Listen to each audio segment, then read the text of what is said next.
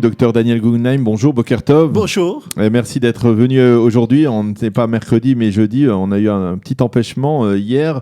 Mais vous êtes fidèle au poste. Alors, pour cette dernière chronique, on va dire de l'année 5779, nous allons parler de cette initiative, on va dire tout à fait étonnante, de la Banque d'Israël de reconnaître officiellement la création d'une nouvelle banque digitale. Oui. On va dire donc une banque nouvelle dans un format tout à fait nouveau et inédit. Oui, effectivement. C'était pas arrivé depuis 40 ans. La Banque d'Israël a décidé hier de donner la permission, en hébreu le rishayon, à une nouvelle banque. C'est ceux d'ailleurs ceux qui font cette banque, qui vont être les chefs de cette banque, c'est ceux qui ont fait Mobilize. Ah oui, les mêmes. Ah ben oui, pas mal. Alors ils ont dit, on ne sait pas si être bon ingénieur, c'est aussi être bon financier.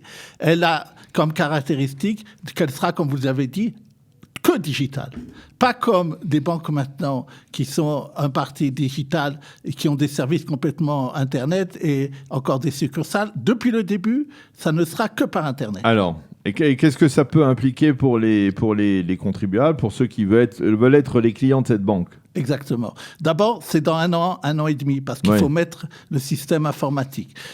Il faut surtout expliquer aux potentiels clients comment tout cela va marcher. Alors, justement, comme j'ai dit, comme il y a déjà des banques commerciales qui ont des services entièrement digitalisés, la Banque d'Israël profite aussi pour dire, notamment aux personnes âgées ou à certaines personnes qui sont réticentes par Internet, on continuera à vous donner une formation de quelques cours pour justement vous montrer que c'est pas compliqué de gérer son compte et de le voir de façon digitale. S'il s'agit uniquement de voir les comptes, c'est facile. Même pour faire des opérations, c'est pas trop compliqué. Et donc, la Banque d'Israël espère aussi que déjà maintenant, par le fait qu'il y a cette nouvelle qui fait qu'il y aura une banque entièrement digitale, ça va déjà faire une concurrence. Vous demandez qu'est-ce que ça veut dire pour nous. Même maintenant, déjà, ils pensent que par rapport aux banques actuelles, ça leur fera commencer à baisser les prix des gestions, les prix des prêts et donner plus d'argent aux épargnants. C'est en tout cas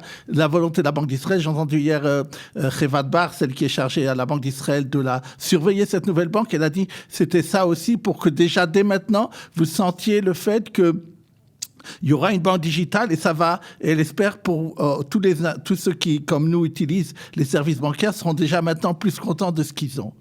Alors, effectivement, ça sera une sorte de véritable révolution donc dans le système bancaire israélien, cette nouvelle banque. Je voudrais juste signaler une dernière chose à ce sujet, d'ailleurs, pour vous montrer que déjà, elle commence les banques.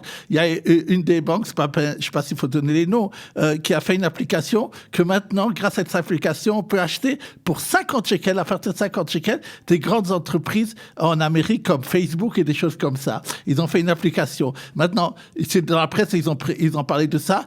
Je vous dis à tout de suite, méfiez-vous parce qu'il y a des choses qui ne sont pas marquées dedans. D'abord, ça vient d'un compte de dollars. Ça pourrait être fait qu'une fois par jour. Alors, c'est quand même déjà une initiative et on voit déjà que ça entraîne déjà d'autres banques d'innover à ce niveau-là.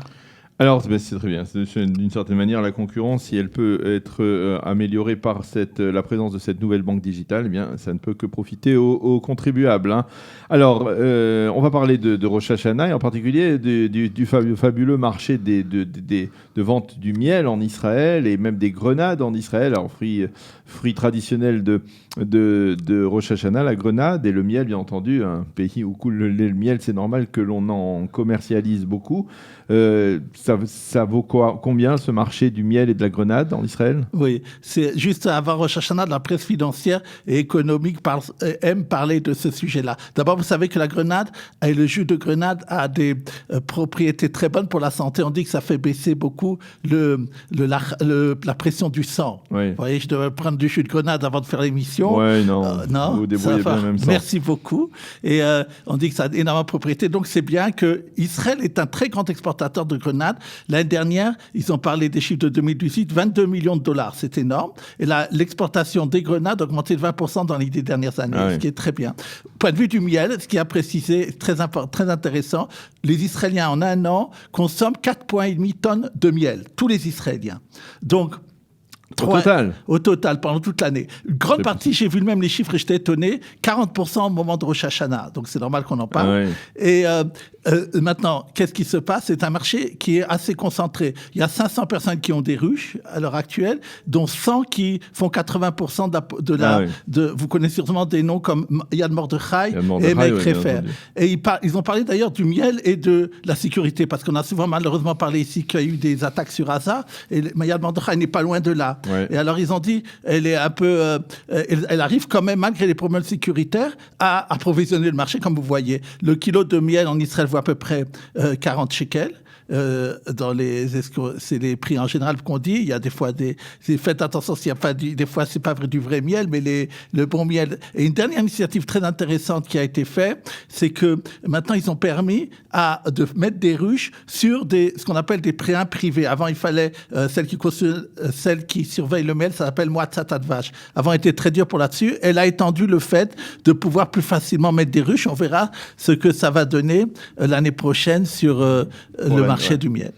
Eh bien, ça, c'est tout à fait intéressant. On va revenir un peu au système digital en parlant d'Internet et de vente de médicaments par Internet. Ça va être autorisé bientôt en Israël. Oui.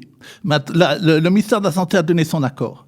Maintenant, encore une fois, il faut dire des noms comme BE de Superpharm et Rami Levy qui vont le faire dans les prochains mois. Il s'agira de la chose suivante. Je ne sais pas si vous êtes souvent malade, je ne le souhaite pas. Mais j'espère que non. Moi, des fois, je dois faire des queues dans les pharmacies et c'est long. Alors maintenant, qu'est-ce qui se passera? Vous pourrez commander votre médicaments par Internet. Ça va venir très rapidement dans les mois prochains. Et maintenant, vous me dire, mais c'est quand même, c'est pas seulement, on vend pas un médicament comme on vend des bonbons ou du chocolat. Il faut qu'il y ait quelqu'un qui vous conseille.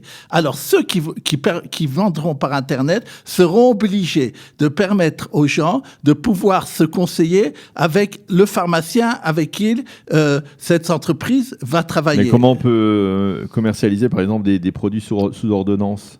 Justement, maintenant, tout moi, je parlais électronique. Vous savez que dès que vous avez, ou digital, comme on a parlé, quand vous avez, quand le médecin vous prescrit quelque chose, donc vous passez par votre caisse maladie, et donc immédiatement, toutes les pharmacies sont au courant que vous avez besoin de ces médicaments-là. Donc, tous les ordinateurs des pharmacies, normalement, doivent l'avoir. Et donc, et alors, il y aura un approvisionnement, et elles se sont engagées aussi, ces entreprises-là, bien sûr, d'approvisionner, dans les médicaments. Et il y a un problème de médicaments, vous savez, il y a un problème d'obsolète. On ne peut pas laisser comme ça des médicaments 1 ou 2 jours. Alors, ils ont aussi résolu ce problème de dépôt. Tout ça fait que maintenant, ça pourra venir très rapidement en marche. Alors, dernier point, rapidement, très rapidement aussi. La ville de Jérusalem va louer les toits des immeubles de Jérusalem. Oui, c'est ça. Et ça a été annoncé. Vous allez bientôt recevoir. Qu'est-ce que ça veut dire, ça? Ils vont commencer par le quartier de Arnona. Vous connaissez sûrement à côté, dans le sud de Jérusalem. Les gens vont recevoir ce qu'on appelle Valbaïd. Ceux qui gèrent les maisons, les syndics des appartements, vont recevoir une proposition sur certains de leurs toits de mettre là-bas des caméras de surveillance de la ville. Mais elle voudra l'utiliser aussi les toits encore pour d'autres choses, et elle louera 3000 shekels par mois à ceux qui le feront. Et donc, c'est-à-dire ça peut être un bénéfice pour les Vaad Baïd, à partager pour les... c'est formidable, parce que vous savez combien il y a de bagarres dans les gens pour ne pas payer des trucs, et ça permettra d'avoir sûrement pour les gens une autre... Il y a des gens qui c'est difficile aussi de payer par ça, et donc et c'est intéressant à voir cette initiative de la ville de Jérusalem. Ça sera intéressant. Voilà. Eh bien, voilà, nous terminons cette revue. Vous vouliez faire un petit mot avant à l'occasion de Rosh Hashanah, pour faire peut-être un petit bilan. Oui, d'abord, comme vous l'avez dit, c'est le dernier de cette année. Je voudrais d'abord, la première chose, remercier toute l'équipe de Kalita qui me permet de faire cette chronique une fois par semaine. Bien sûr, Marc Eisenberg qui est le président, et M. Kandel ici, et aussi toute l'équipe. Je voudrais spécialement, dans l'équipe, bien sûr, dire la gentillesse et le sérieux que chaque semaine, j'ai avec Eliana. Mes 2 fighters, Daniel et Olivier, et aussi les techniciens qui gentiment m'ouvrent la porte tous les jours, quand je viens, et qui font bien leur truc. C'était important pour moi. Deuxièmement, ce qui est important pour moi, c'est de remercier les auditeurs qui d'abord me font des remarques, c'est très bien, on apprend, qui ont la gentillesse de diffuser ma chronique, je sais, ils m'écrivent, et je pense, et c'était ça mon but aussi. Encore une fois, mieux informer. Il y a deux choses, et vous le voyez, je pense que ce que nous avons dit ce matin représente bien tout ce que nous essayons de faire toute l'année. C'est deux choses. D'abord, essayer de décortiquer les informations financières qu'on reçoit et de mettre des choses qui peuvent parler du quotidien des gens. Et justement, vous m'avez parlé juste avant de l'émission. Vous avez peut-être entendu, tout le monde a malheureusement entendu hier tout ce qui s'est passé avec Cellcom et Pelephone. Il paraît de centaines de personnes qui, après les fêtes, il y aura peut-être des gens qui seront au chômage, etc. Et il y a un grand problème de la téléphonie. Nous-mêmes, nous avons parlé de ce sujet il y a déjà des mois et des mois. Nous avons dit que les tarifs qui sont un tarif qui ne permettent pas aux entreprises d'être rentables. Nous l'avons vu parce que nous avons analysé, bien sûr, la presse financière aussi, les comptes qui étaient donnés. Et donc, c'est une bonne représentation de ce que nous avons fait. Et je souhaite surtout beaucoup de bonne santé. Ktima Vratuma Tova, tout le monde. Merci beaucoup de Dr Daniel Guggenheim et d'être fidèle au poste tous les mercredis en général, jeudi aujourd'hui, mais d'être fidèle au poste depuis maintenant près d'un an. Ça fait au moins un an. Non, plus d'un an, bien sûr. Merci beaucoup, Dr Daniel Guggenheim et Shana Tova.